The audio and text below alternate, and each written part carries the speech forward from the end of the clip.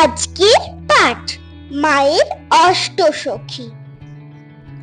এখন থেকে আমরা সারদা দেবীকে শ্রী শ্রী মা বা শুধু মা বলবো।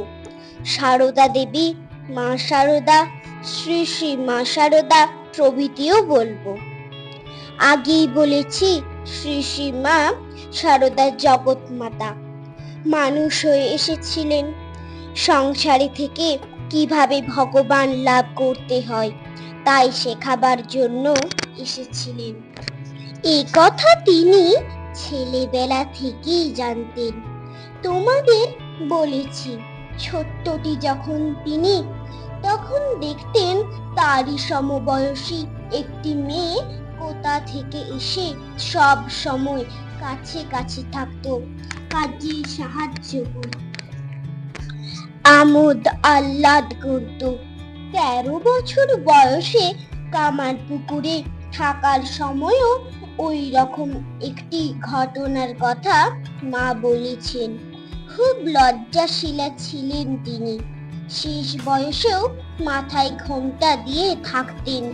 শ্রীরামকৃষ্ণের বাড়ির কাছে হালদার পুকুর, এমন কিছু দূর নয়। তবু নতুন বউ, কি করে একা চান করতে যাবেন ভাবছেন, অমনি দেখেন কোথা থেকে তারই সমবয়সী 8টি মেয়ে এলো। সখীর মতো তারা মাকে সঙ্গে করে চান করতে নিয়ে গেল। তার সঙ্গে চান করলো, তারপর তাকে বাড়ি পৌঁছে দিয়ে আবার কোথায় চলে গেল। প্রতিদিন এমনি হতো। অবশ্য মা ছাড়া আর কেউ তাদের দেখতে পেত না। স্বামীজি মা সারদা দেবীকে জ্যান্ত দুর্গা বলেছেন। মা দুর্গার পুজোর সময় যে মন্ত্র পড়ে তার ধ্যান করতে হয়, তাতে আছে জগৎ জননী দুর্গার সঙ্গে সব সময় 8 জন শক্তিমতী দেবী, 8 জন সখী রয়েছেন। এইভাবে তাকে চিন্তা করবে। আমাদের এই জ্যান্ত দুর্গা সারদা দেবীকে সেই 8 জন সখী এসে চান করতে নিয়ে যেতেন। তাই মনে হয় নাকি বড়ই লজ্জা সারদার যে।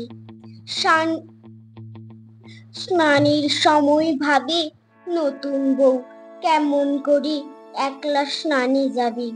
দেখতো তখন তারই মতন 8টি দেবী এসে সঙ্গে যেত, ফিরিয়ে দিত, চলে যেত শেষে।